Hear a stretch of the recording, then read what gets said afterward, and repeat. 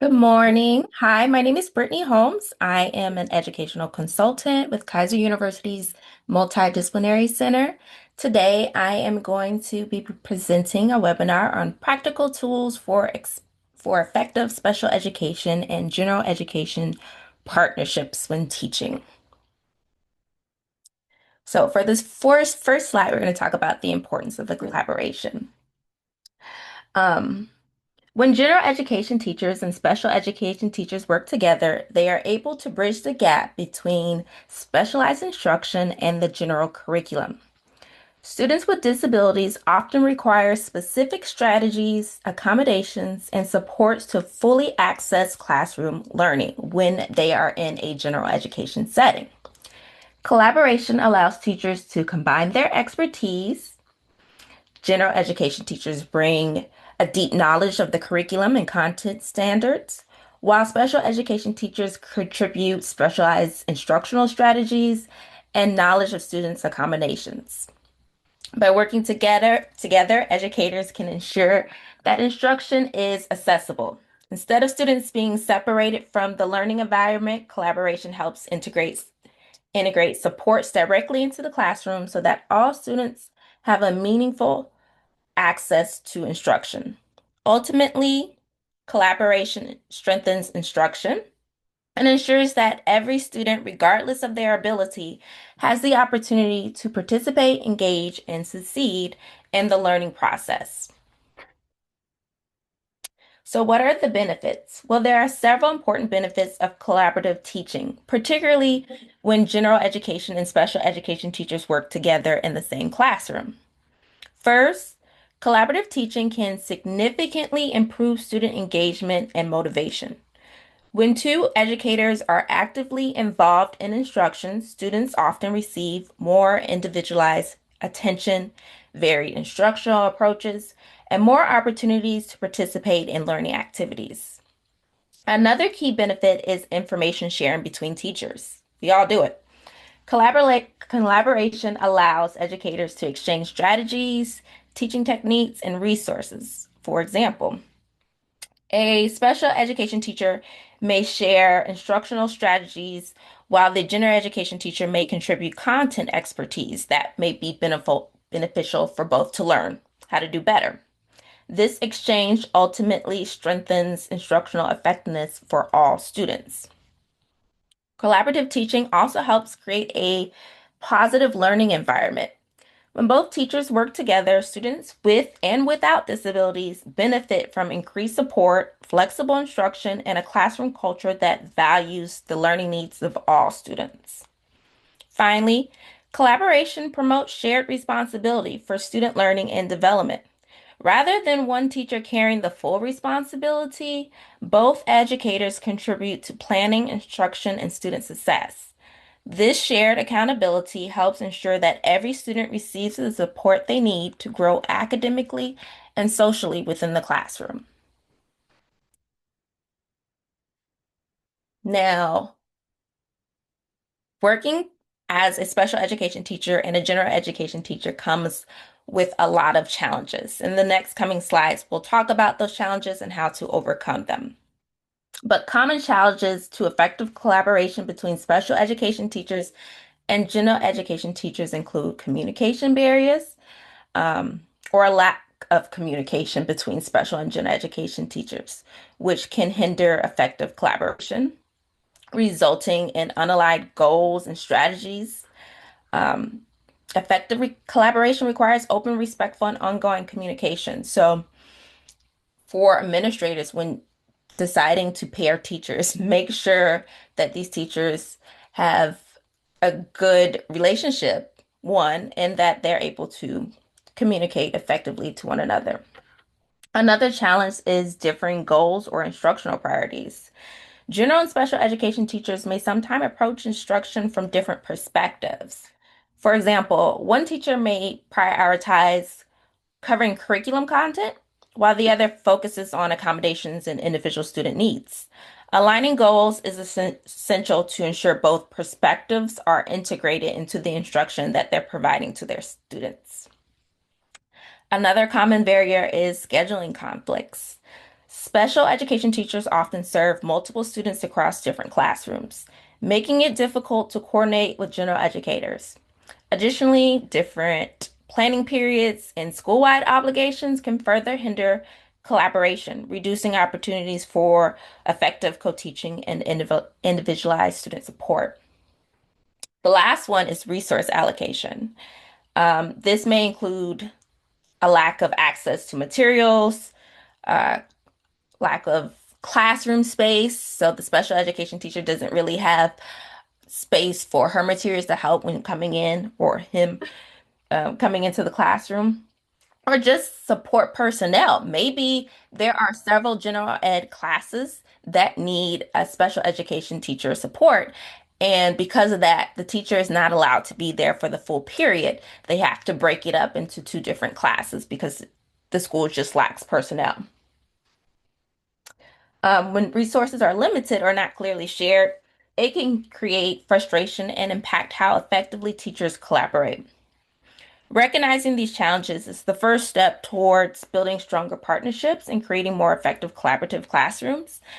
As you'll come to find, there are a lot of challenges that can come with this partnership, but this partnership is very important. So it's important that we discuss those challenges and see and discuss ways that we can overcome them. So, overcoming communication barriers. In order for general and special education teachers to overcome communication barriers, it's important that they have an open and transparent communication. This includes establishing a shared understanding of student goals, preferences, and challenges. This will help educators stay informed and aligned in their approaches. They should also hold regular meetings, email updates, and share documentation of student progress. This will enable educators to collaborate effectively in meeting student needs. And then overall, effective communication fosters a culture of respect, empathy, and collaboration among educators, creating a supportive environment for students. So without it, it can be very chaotic, and students can sense that in the class. So make sure you have an open communication between your partner teacher. Next, how do we overcome conflicting goals? Well, one important way is by addressing conflicting goals between educators early on. When teachers come from different training backgrounds or instructional priorities, their goals may not always align at first, but you need to work to identify and establish shared goals. This means that both the general education and special education teachers should openly discuss what they want students to achieve. These conversations help clarify expectations and ensure that both teachers are working towards common outcomes. During this process, it's important to have open and honest discussions about teaching philosophies, students' needs, and the outcomes each teacher hopes to see. For example, one teacher may focus heavily on academic standards, while once again, the other may emphasize individualized supports or accommodations. Through these discussions, these perspectives can be integrated rather than competing with each other because they're both necessary for the success of the student. The ultimate goal is to develop a unified vision that prioritizes student success for all learners. When both teachers share this mindset, collaboration becomes more effective and inclusive. And then finally, once common goals are identified, teachers can collaboratively design instructional strategies that address different learning styles and support the needs of all their students. This ensures that the lessons are intentionally planned to support both general education standards and the accommodations and the goals for our scholars with IEPs. As I mentioned earlier, scheduling is a conflict that sometimes happens with this collaboration between a general education and a special education teacher.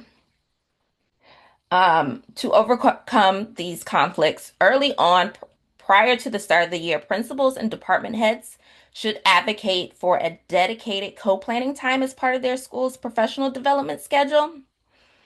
When collaboration time is formally included in the schedule, teachers are more likely to consistently meet and plan together.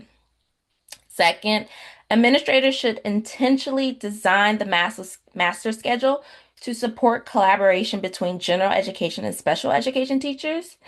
This can include prioritizing common planning periods where both teachers are available at the same time. It is very challenging for a teacher who's supporting, say, an English teacher and not have time within their schedule to collaborate together. So having both of them on that same or on a similar schedule where they both have planning periods together can alleviate that problem.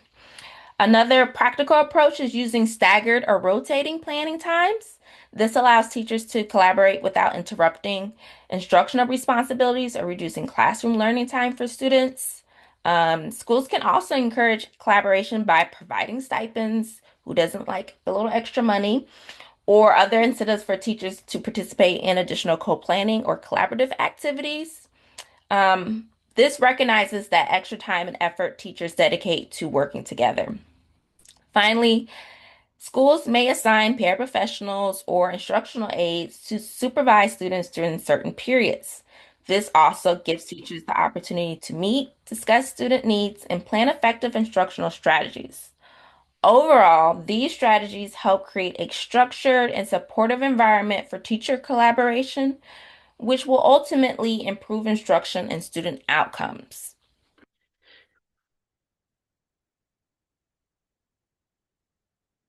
So, how do we overcome resource allocation? Well, to overcome a lack of available supports, administration should train all educators on practices to reduce the demand for specialized support. Just because you're a general education teacher does not mean that there is no value in learning the techniques, things that special education teachers utilize in their classrooms. Because the information can serve all learners, those with and without IEPs. Multi-use materials that benefit all students and reduces the need for separate resources. If we are training all our teachers to be effective at meeting the needs of all our students, that can really help alleviate the strain of however many special education teachers you have at your school. Now, when possible, you should always utilize technology. Technology can really help with collaboration. Um, Utilizing digital platforms and tools for communication enhances efficiency and facilitates collaborative planning and problem solving. Using shared platforms like Google Docs, Slack, Google Classroom, and others enables real-time updates and access to resources, which can streamline communication and joint planning. It helps. Maybe you're not able to meet face to face, but using Google Docs allows you guys to work together. Data management systems like Ames Web, EdCheck, Dibbles, and others facilitate tracking student progress and managing information collaboratively. Sorry. Ensuring informed decision making. Now, the roles of general and special education teachers. When we're using the co-teaching model, it is recommended that we take a moment to look at and discuss what everyone's role is. In this Venn diagram, this slide illustrates the different but complementary roles of a general education teacher and a special education teacher, as well as the responsibilities they both share for their students. So, starting with the general education teacher, their main responsibilities focus on the curriculum and overall instruction for the entire class. I have been a co-teacher going in to support a general education teacher, and there's sometimes if there is a new teacher who's not really familiar with the co-teaching model, they will expect the special education teacher to come in and teach their lessons. And you sometimes have to be very clear that that is not really my role because I teach other classes and other things that your math class doing Algebra 2, I'm not familiar with. I can't just walk in and teach that lesson and that content. That is your responsibility. So that is the responsibility of a general education teacher. They are typically responsible for the pacing of the lessons and to ensure that the required standards and learning objectives are covered. And then in addition, they manage the classroom environment and behavior for a large group of students, ensuring that instruction runs smoothly. Uh, that is something that I've also seen as a special education teacher going into support a general ed class. Sometimes they think that we're there to monitor behaviors and address behaviors. That is not my role. You are the teacher. The general education teacher is the teacher of the class. I'm coming in to support the instruction, to support the students. That is not my role. On the other side, the special education teacher brings specialized expertise related to supporting students with disabilities. That is what I'm here for. Their focus is often on helping students achieve mastery of their IEP goals and then adjusting the pacing of instruction based on the individual needed needs. They also emphasize the learning process through specially designed instruction, ensuring that teaching strategies are adapted for students who require additional support. Additionally, they have a strong understanding of students' needs as outlined in their IEP, and they are knowledgeable about legal requirements and compliance related to special education services. So they're not there to run your class as a general education teacher. They're not there for classroom management. They're there to provide their specific knowledge to support their students. Where both a general education teacher and a special education teacher meet is in the middle. And they together, both teachers are responsible for the implementation of accommodations, improving the outcomes of their students and the overall education and success of the students. Both gen ed and a special ed teacher play a pivotal role in that. Overall, this collaboration allows teachers to combine their expertise, creating a more supportive learning environment for all students. Now, common planning. Well, we know that collaboration between a special education teacher and a gen ed teacher is important. We've talked about the challenges and the barriers and how to overcome them, but let's be a little more practical about what that looks like. So, first, we want to talk about common planning. So, first, planning should be periodically face to face for at least 1 hour every 3 to 4 weeks. This time is used for macro planning, where teachers can look at the bigger picture, such as upcoming units, long-term goals, and major instructional strategies. The table to the left is an example of how a 1 hour macro planning can be organized. It doesn't have to be like this, but this is just an example. The first 12 minutes can be used to outline upcoming curriculum content and projects. And then for about 10 minutes, the teacher can spend reviewing student data, and it can identify any areas where additional support may be needed. Then, for about 15 minutes, teachers can discuss potential challenges or points of difficulty in the upcoming instruction so that they can plan strategies in advance. Another 15 can be used to focus on determining the co-teaching approach or instructional pattern that you will use in the classroom. And we'll look at that, what that looks like in the next slide. And then finally, the last 8 minutes can be used for partnership reflection. So where teachers discuss success, challenges, and improvements based on previous planning cycles. Another method in our co-planning model is using technology, which is often the primary way teachers communicate and organize their responsibilities today. Using shared digital tools allows teachers to outline lessons, details, assign roles, and exchange resources even when they cannot meet in person. And then teachers may also engage in the on-the-spot planning. Something may come up, maybe an unscheduled assembly. Teachers can meet in the hallway real quick, take a few minutes, and do a quick check-in to allow the teachers to adjust plans based on events during the school. Overall, having the structured common planning allows teachers to coordinate instruction, address students' needs more effectively, and it strengthens their co-teaching partnership. Now, this is the meat and potatoes. These are the co-teaching models. Um, Different co-teaching models can be employed based on a student's needs and teacher strengths. Models of co-teaching include, and we're going to look at all of these real quick. So, one teach, one support, alternative teaching, parallel teaching, one teach and observe, team teaching, and station teaching. So, the first model we're going to look at is one teach, one assist. And that's demonstrated in the first box in the first column. And for further discussions, the pink kind of teacher will be our gen ed teacher, and then the orange person in the back in this first picture, first box, will be our special education teacher. So, one teach, one assist involves one teacher leading the lesson while the other circulates around the room, providing individual support or answering questions or assisting students who may need additional help.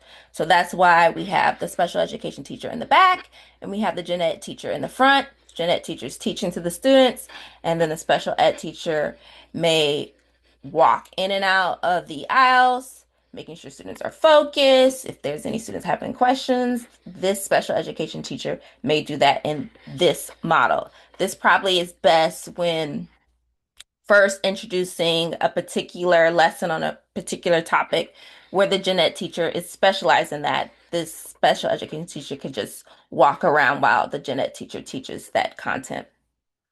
In a parallel teaching, the top box in the second column, the class is divided into two smaller groups, and each teacher teaches the same lesson simultaneously. This allows for small group instruction and increased participation and more opportunities for student interaction. So I don't know if you'll be able to really see that very clear, but we have the gen ed teacher in pink. Um, at the top, you can see the first two rows, the desks are facing the gen ed teacher, and then the bottom two rows are facing the special education teacher.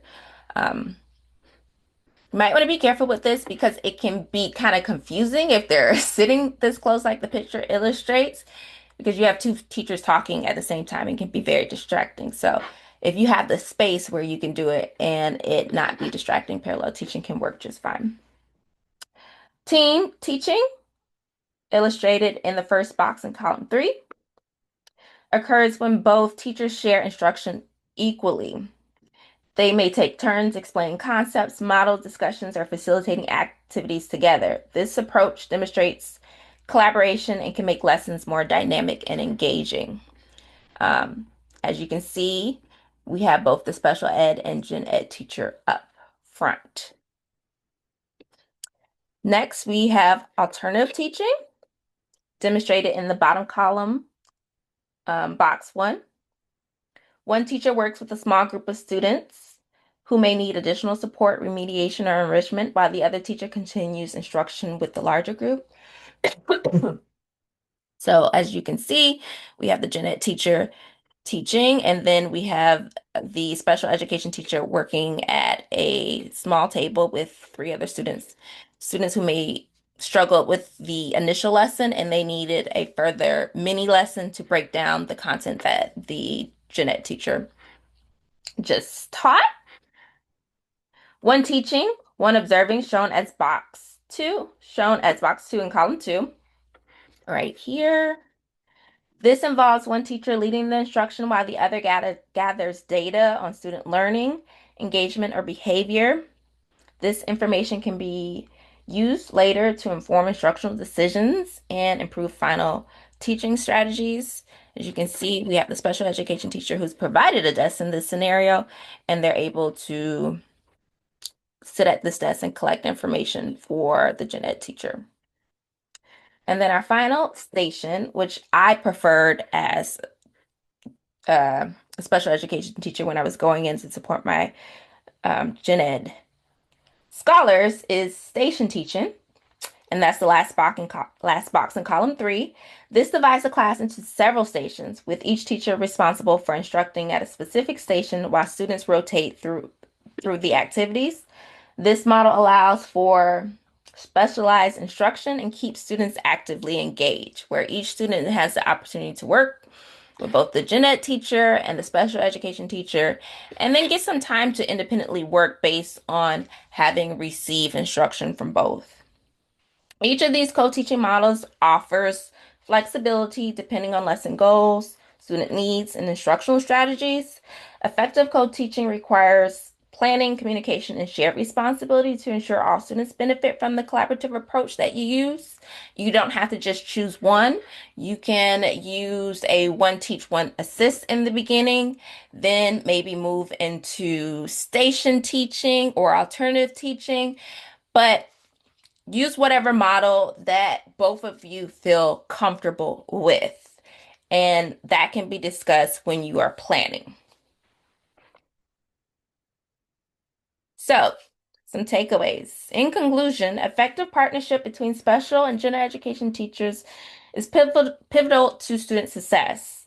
By employing a range of tools and strategies, including robust communication methods and collaborative planning, general and special education teachers can significantly enhance the educational outcomes of students. The importance of ongoing collaboration cannot be overstated. This isn't something that you do in the beginning of the year and you never discuss or look at any other point during the year. It's something that you're going to be constantly doing throughout the school year. Lastly, as special and general education teachers move forward, it's important to continuously reflect on your approach and your practices to ensure that the efforts are impactful and meaningful. As I mentioned, this is something you do all the time, but you also need to determine, is it effective? Is the model that you're using to co-teach working? Should you implement a different co-teaching model? Ask yourself those questions so that you're being effective for your students in teaching them. Here are some references to the content I shared with you today.